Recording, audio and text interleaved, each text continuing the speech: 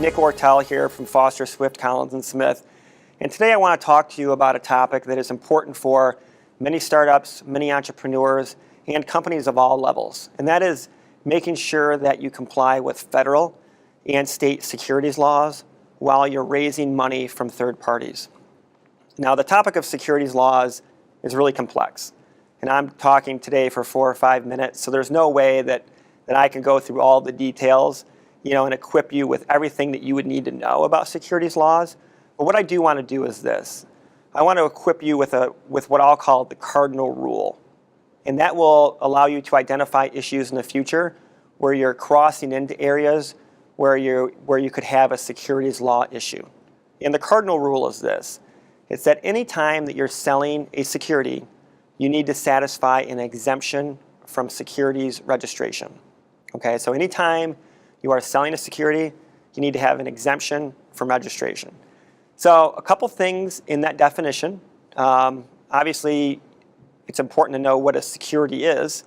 And a security is any time that you're selling stock in a company, LLC interests.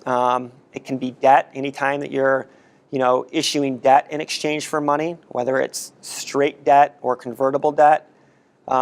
Those are securities. The definition of security is very broad, and it's going to encompass pretty much any situation where somebody's giving the company money and taking back an instrument in return. So that's a security. And the second point of the definition is, well, what are the exemptions? I said the Cardinal Rule says you can't sell a security unless you have an exemption. So what are the exemptions?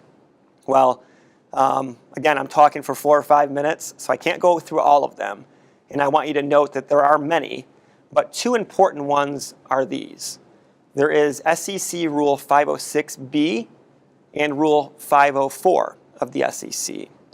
And before I jump into the details on these, both definitions hinge upon whether the investor is accredited or non-accredited. And an accredited investor is basically anybody who is wealthy, anybody who has a net worth of over $1 million, or anybody who makes $200,000 to $300,000 per year is generally characterized as accredited. And non-accredited are anybody who is not accredited. So that's a quick snapshot of what the difference between accredited and non-accredited is. So back to the 2 exemptions that I noted, Rule 506B and Rule 504.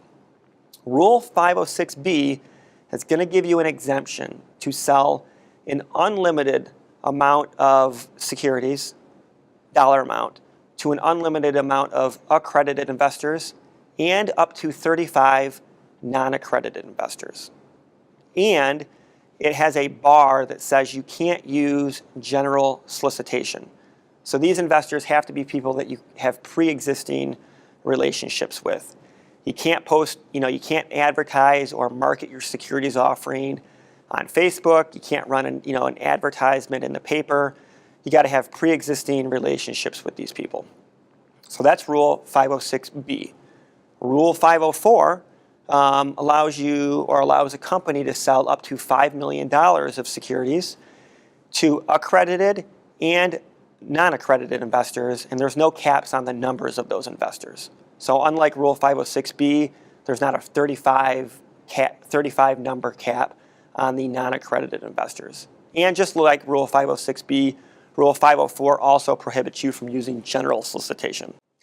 So those are 2 real quick exemptions. I want you to keep in mind that there is a bunch of exemptions in the toolbox of different exemptions. So if you're sitting here watching the video saying, wow, those 2 exemptions won't work for me, call us.